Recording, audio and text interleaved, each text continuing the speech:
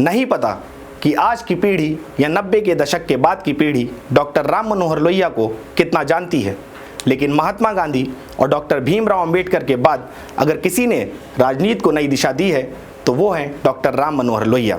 लेकिन इतना ज़रूर है कि इन तीनों में उनकी चर्चा सबसे कम होती है। देश को आज़ादी दिलाने में डॉक्टर राम मनोहर लोहिया ने कई कुर्बानी दी, 7 बार जेल गए, आगरा की जेल में बंद उनके ऊपर इतना उत्पीड़न हुआ कि उनका शरीर काम करना बंद कर चुका था। लेकिन आज के व्हाट्सएप ग्रेजुएट्स को ऐसा लगता है कि हमको असली आज़ादी 2014 के बाद मिली थी। नमस्कार, मैं अदीब सिद्दीकी, आप सब देख रहे हैं सुगंधान स्टोरीज की ये खास पेशकश हॉट सीट। आज हम बात करने जा रहे हैं उत्तर प्रदेश की 80 लोकसभा सीटों में से एक अम्बेडकर नगर लोकसभा की।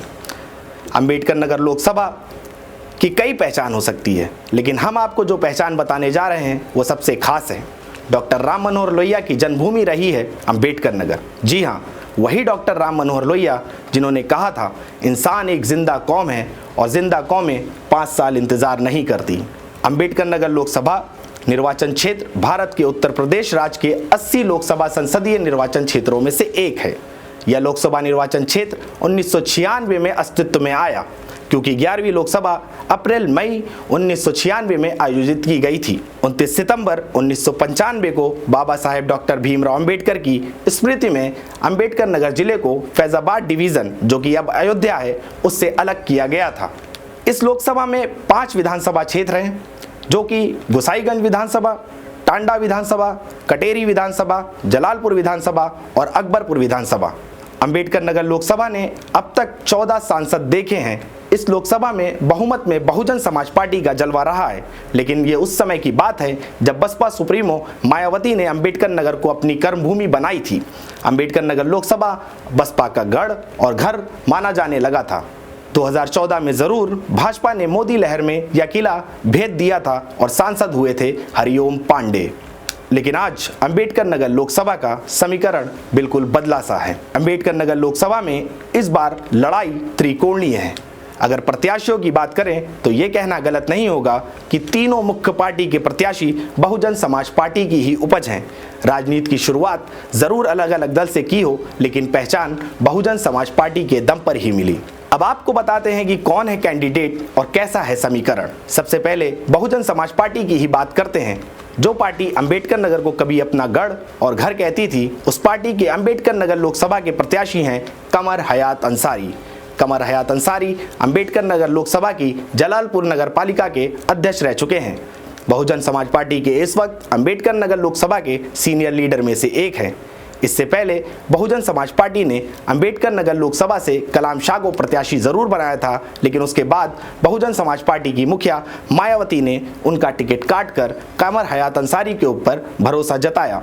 हम आपको बता दें, कमर हयात अंसारी जिस समाज से आते हैं, खास तौर पे पासमानदा मुस्लिम समाज, जिनकी वोटों की संख्या अंबेडकर नगर लोकसभा में निर्णायक भूमिका निभाती रही है। शायद यही कारण है कि बसपा ने टिकट में बदलाव किया और पासमानदा समाज के एक लीडर को प्रत्याशी बनाया।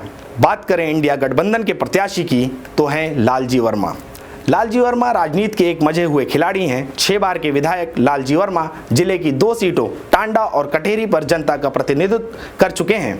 6 बार के विधायक लालजी वर्मा जिले के 2 सीटों पर टांडा और कटेरी विधानसभा से विधायक रह चुके हैं। लालजी वर्मा को अगर शुरू से जानना है तो बस इतना जानिए कि अपनी जवानी के शुरुआती दिनों में राजनीति में कदम रख दिया और छात्र राजनीति से शुरुआत कर दी। जनता दल से शुरुआत की, बाद में बसपा में आए और बहुजन समाज पार्टी की सरकार में कई बड़े मंत्रालय संभाले। यही वो दौर था जब लालजी वर्मा उत्तर प्रदेश में एक बड़े कुर्मी लीडर के रूप में उभरे और जिले में इतना जलवा हो गया कि जिसको चाहते ब्लॉक प्रमुख बना देते, जिसको चाहते जिला पंचायत सदस्य। उनकी पत्नी खुद अंबेडकर नगर से जिला पंचायत अध्यक्ष रह चुकी हैं। लेकिन ये सब तब हुआ जब उत्तर प्रदेश में बसपा और मायावती का भी जलवा हुआ करता था। फिर एक समय आया जब बहुजन समाज पार्टी में निष्कासन का दौर चलने लगा और उसके लपेटे में जिले के 2 कद्दावर नेता भी आ गए। नाम था लालजी वर्मा और रामचल राजभर। निष्कासन की वजह पार्टी विरोधी गतिविधियां बताई गईं। 2022 का चुनाव नजदीक था। दोनों नेताओं को अपनी राजनीति जिंदा रखने के लिए कोई ना कोई मजबूत डिसीजन लेना था। विकल्प सिर्फ 2, भाजपा या सपा। इन दोनों नेताओं ने सपा को चुना। वजह जो पत्रकारों को नजर आती है, लालजी वर्मा की पहचान एक सेकुलर नेता के तौर पर है और जिन 2 विधानसभाओं से वो विधायक रहे उसमें मुस्लिम मतदाताओं का बड़ा अहम रोल रहा है। समाजवादी ज्वाइन करने के बाद सपा मुखिया अखिलेश यादव ने दोनों नेताओं को विधानसभा का टिकट दिया। लालजी वर्मा कटेरी विधानसभा से प्रत्याशी बनाए गए और रामचल राजभर अकबरपुर विधानसभा से। अब ये दोनों नेता बसपा से आकर सपा में अपनी जगह बना चुके थे। 2022 चुनाव का रिजल्ट भी समाजवादियों के पक्ष में रहा। जिले की 5 विधानसभा पर समाजवादी का कब्जा हो गया। लालजी वर्मा विधायक हुए। इसके बाद लालजी वर्मा अखिलेश यादव के साथ अक्सर दिखाई देने लगे। आपको बता दें, लालजी वर्मा और रामचल राजभर उत्तर प्रदेश के उन चुनिंदा नेताओं में से हैं जो इंडिया गठबंधन की मीटिंग में अखिलेश यादव के साथ शामिल हुए। लालजी वर्मा अक्सर अखिलेश यादव के साथ उनके बगल वाली कुर्सी में बैठे दिखते हैं। ऐसे में लालजी वर्मा का कद समाजवादी पार्टी में दिन ब दिन बढ़ता चला गया और जिले के बड़े बड़े दिग्गजों को और मतदाताओं को ये आभास हो गया था कि आने वाले 2024 लोकसभा चुनाव में लालजी वर्मा ही लोकसभा के प्रत्याशी होंगे और चुनाव आते आते ऐसा ही हुआ। इंडिया गठबंधन ने अपनी शुरुआती ही लिस्ट में लालजी वर्मा को अंबेडकर नगर लोकसभा से प्रत्याशी बनाया। ऐसा नहीं है कि लालजी वर्मा पहली बार लोकसभा का चुनाव लड़ने जा रहे हैं। इससे पहले 2014 में श्रावस्ती लोकसभा से लालजी वर्मा बसपा के प्रत्याशी रह चुके हैं, जिसमें उनको हार का सामना करना पड़ा था। अब बात करते हैं तीसरे और मौजूदा सांसद रितेश पांडे की। रितेश पांडे अंबेडकर नगर के मौजूदा सांसद हैं और भारतीय जनता पार्टी के प्रत्याशी हैं, लेकिन जब वो सांसद हुए तो उनका बैनर या सिंबल कमल का फूल नहीं था। हुआ यूं कि 2017 विधानसभा चुनाव में रितेश पांडे अंबेडकर नगर की जलालपुर विधानसभा से चुनाव जीते और उनका निशान था हाथी, मतलब वो बसपा के विधायक हुए। और 2019 में जब मायावती और समाजवादी का गठबंधन हुआ तो वो सीट गठबंधन में चली गई और रितेश पांडे गठबंधन के प्रत्याशी बनाए गए। अंबेडकर नगर लोकसभा से उन्होंने वो चुनाव जीता और सबसे कम उम्र में वो दिल्ली पहुंच गए। रितेश पांडे ने बेहद कम उम्र में दोनों ही सदनों को देख लिया था, लेकिन यह सिर्फ सुनने में आसान है, यह इतना आसान नहीं है, क्योंकि रितेश पांडे का परिवार कई दशकों से राजनीति में एक्टिव है। उनके पिता राकेश पांडे खुद विधायक रह चुके हैं और अंबेडकर नगर लोकसभा से सांसद भी रह चुके हैं और वर्तमान में भी जलालपुर विधानसभा से ही वो सपा के विधायक हैं। लेकिन हाल में हुए MLC के इलेक्शन में अभय सिंह, राकेश प्रताप सिंह व अन्य विधायकों के साथ मिलकर उन्होंने क्रॉस वोटिंग की और बीजेपी के प्रत्याशी के पक्ष में मतदान किया। अंबेडकर नगर लोकसभा के मतदाताओं के बारे में जान लेते हैं। अंबेडकर नगर लोकसभा में 18 लाख से अधिक मतदाता हैं, जिसमें मुख्य रूप से SC 23%, मुस्लिम 16%, कुर्मी 14%, ठाकुर 9.5%, ब्राह्मण 9%, यादव 9%, राजभर 7%, निषाद 5% व बनिया 3% हैं।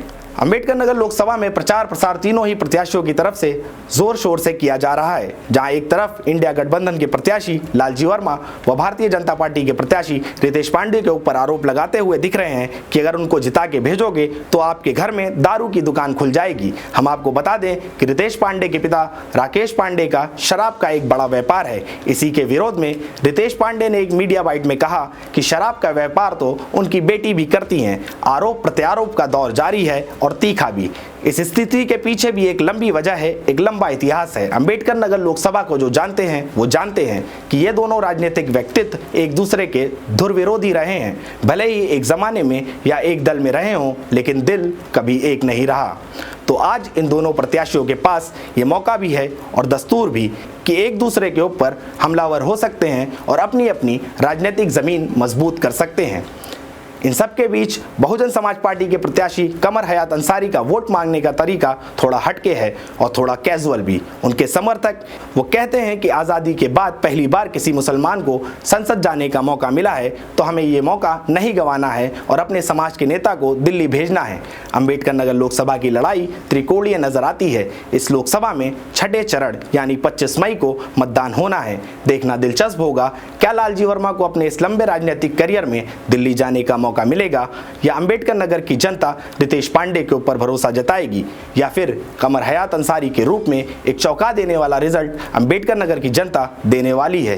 क्योंकि मैंने आपको पहले ही बताया कि अंबेडकर नगर बसपा का गढ़ और घर रह चुका है, जिसमें 23% मतदाता अहम रोल निभाने वाले हैं और बहुजन समाज पार्टी के कैडर वोट माने जाते हैं। इतना जरूर है कि 4 जून को इन 3 में से कोई ना कोई एक दिल्ली जाने वाला है। धन्यवाद। आप देख रहे थे सुगंधान स्टोरी। चैनल को लाइक करें, शेयर करें, सब्सक्राइब करें। जय हिंद।